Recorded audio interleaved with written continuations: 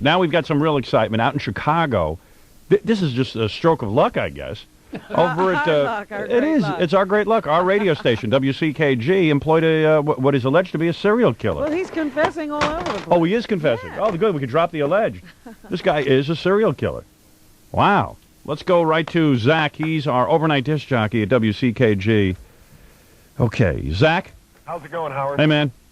Pretty interesting, huh? Well, yeah. How do you feel?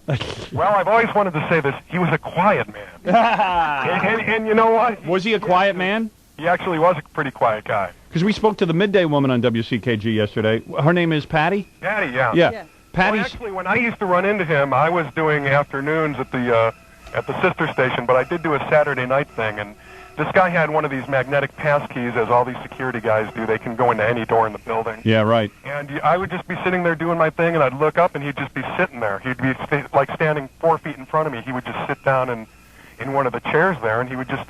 watch you do your show? Yeah, he would just be like, how's it going? What's going on? Oh. But you know what? This guy, out of all these security guys that, I hate to say it, that work here, this guy would probably be the last guy you'd probably assume would be out, you know. Yeah, but that's what Patty was saying. Actually, he wasn't a quiet guy. He was kind of like, first of all, she said that he would, like, kind of flirt with her. Yeah. Well, I think that he was probably more interested in the women than he was, you know. Yeah, right. He wasn't a real loud guy. He was a very laid-back guy. Were you annoyed that the security guy would be standing there sort of watching you do your show? I know, I don't like people sitting... Yeah, I was, you know, what are you doing? But I didn't want to agitate the guy too much, seeing as how, like, it was just me and him in the building. Yeah, right. I'm kind of leery about the whole security guard thing to begin with, so... Yeah, me too. I think sometimes I'd rather take my chances on my own. Yeah, You know?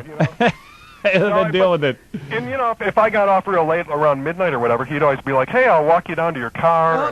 Oh, really? In the underground, and he'd walk down there, and I'd jump in and take off, and he would be like, have a good night. He probably said to you, you know, there's a lot of weird people out there, I know. Yeah, you better be careful. You need my help. Exactly what I was saying yesterday, that he knew there was a lot of weird people out there, so he would take his job seriously and make sure you were safe. How many people you think he killed? Do they know? They say that he did 3 over here and possibly up to 17 in California. I might have to... Yeah, I know that they are sure, like, of, like, 5 or something. Right. Yeah, he got around. How weird, huh, man? The guy used to just sit there and stare at you during your show. Yeah, like, it was pretty creepy. It was real creepy. That's real creepy. Hey, thanks, Zach. Okay. All right, this is Kitty Lowy. Kitty is a Chicago disc jockey who has another story about the serial killer. Kitty.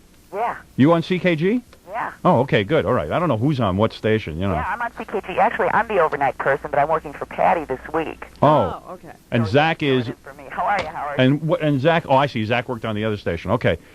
Pretty good. So what about this guy?